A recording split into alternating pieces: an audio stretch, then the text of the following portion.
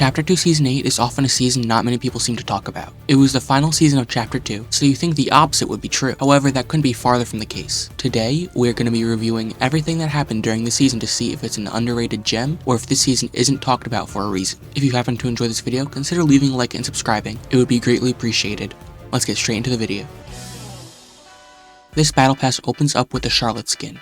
A fairly unique skin, however the skin itself isn't the most notable part of her set. Charlotte's emote, Hand Forged, is the first non-built-in emote that changes your pickaxe mid-game. This is the first time something like this was done, and there's been a few more additions since then. However, I feel as if this feature has been underutilized. The season also featured what is probably the best customizable skin we have ever gotten in this game, that of course being Tuna Fish. This may just be another fish stick skin, but it's so clean and simple and has plenty of color variants. The next skin, being Core, isn't all that remarkable, and has nothing all too special going on with her, although her trenchcoat style is nice. The following skin is actually still quite popular today, of course being Fabio Sparklemane. Fabio is quite a unique skin, if not a little bit cursed. Like, have you seen his hands on his built-in emote? It's a bit weird if I do say so myself. JB Chimpanski is a unique skin, but I'm just not a fan of it personally. Not to mention that a lot of his smaller cosmetics like his spray and emoticon had to be disabled in comp due to being used in some not so nice ways. Torin is actually a really cool skin. She fits the vibe for the season and also has a neat transformation emote. The tier 100 skin for the season was Carnage, who was there to promote the upcoming movie Venom Let There Be Carnage. Carnage isn't one of Fortnite's most popular tier 100 skins, but I actually think it is quite neat, and also ties into the last enjoyable Sony Marvel movie. Our bonus skin this season was the Cube Queen, who was the second original bonus skin in Chapter 2, with the last one being Serana in Chapter 2 Season 1, which is actually kinda crazy when you think about it. Not to mention that the Cube Queen was actually quite important for the story of the season. At the very beginning of the season, there weren't too many notable changes. The only named POI was changing Corny Complex to Corny Crops, which wasn't a big difference because they were nearly identical, with the only difference being that Corny Crops had a bunch of holes in the ground and lacked the IO base underground. There were a few Abductor crash sites scattered around the map, but they were all very similar. Holly Hatchery also reverted to Holly Hedges, but it wasn't that big of a deal since neither of those POIs were ever really that popular. The most notable change, in my opinion, was the Sideways. The Sideways was an orange bubble that would randomly spawn at a named POI each game. The Sideways would spawn cube monsters in sideways chests with exclusive loot. Nothing massive happened to the map until a month after the season was released, which was the appearance of the Convergence. The Convergence was a named POI which was made entirely of cubes, and it was placed directly in the middle of the map. It had a decent amount of loot, however the lack of materials really deterred anyone from landing here, as zero build wasn't a thing at this time. This area did actually change again. The pyramid was just a convergence with a giant pyramid frame over it, some nothing really all too interesting.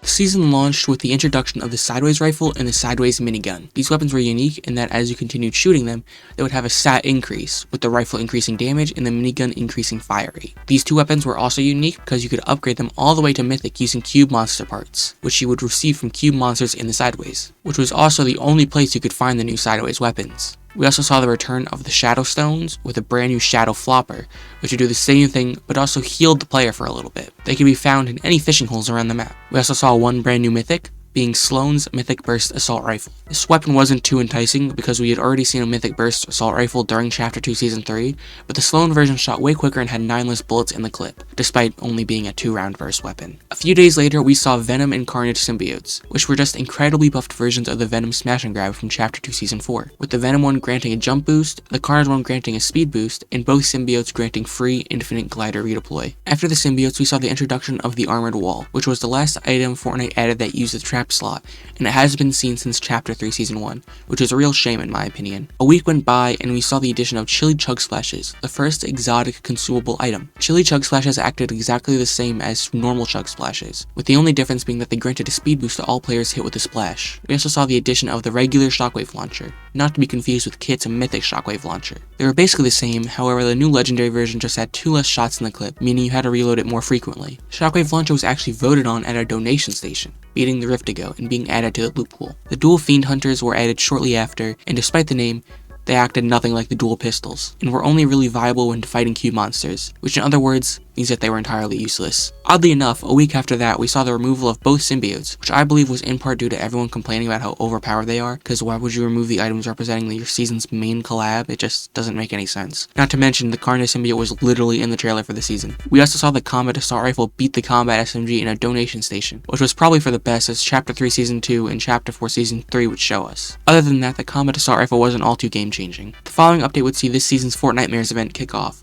with the introduction of the Sideways Scythe, 0 Point Pretzel, and Caretaker. The Scythe and Pretzel were not too interesting, but the Caretaker was Fortnite's first proper boss fight, as it was a giant monster that would completely go invisible until it was right next to you, creating a sideways bubble and spawning cube monsters. It was fairly challenging but not impossible, and would reward you with decent loot. The Combat Shotgun would win a vote against the Bookie Bomb in a donation station, and was available in all rarities. This was actually quite controversial, as casual players felt competitive players were forcing the combat to win, so the meta wouldn't change too drastically. After that fiasco, we saw the introduction of the Icy Grappler, an oddly timed release for a winter item, but it was extremely fun to slide across the map. The final new original item we saw during this season was the Combat Pistol, which is the worst weapon ever added to Fortnite. This wasn't because it was broken or anything, but because it was a lazy last-minute addition that added absolutely nothing to the game, and was just vaulted a few weeks later in Chapter 3. After that, we saw the true final new item, being a collab with Naruto, introducing the Paper Bomb Kunai, which was very underwhelming, as it was just a worse version of the explosive batarangs from Season X. This update also saw the return of 3 vehicles from Fortnite's past. These were the Shopping Cart, the ATK, and the Brute. The Brute scared everyone the first time they saw it,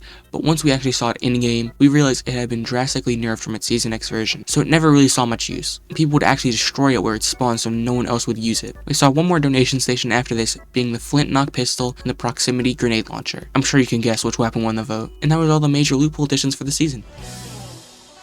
This season was the last time we had an actually good end event. The event started with the Cube Queen opening a portal, sending an all-out attack to the player's location, and even destroying the shield the blue cube had created to protect us. This eventually led to the 7 showing up to save the day, opening up a bunker into the underground section of the island, letting us into the IO's main base of operation, which also happened to be the Imposters map, which was pretty cool to see. We would cut to see what Jones is doing at this moment. We would see that Jones had been captured by Sloan, who was seemingly trying to brainwash him into being on their side again. This would be cut short by the Foundation arriving, defeating a bunch of the goons before rescuing Jones and revealing his face, being the Rock. After this, we would cut back to the scientist, who would guide us to the central area of the location, where we would meet up with the Foundation and Jones. They would banter for a bit before activating the final plan, but then would get ambushed by a Caretaker, flooding the area. The screen would cut to the player floating out far away into the ocean, as they view the island flip before being bombarded by a tsunami, beginning downtime. Chapter 2 Season 8 is often forgotten when it comes to the discussion of the top Fortnite seasons, and while I don't think it even comes close to the top, a lot of people will discredit how good it truly was. If you enjoyed this video, leave a like and subscribe, and consider using code WATSOG in the Fortnite item shop. I'll see you in the next one. See ya.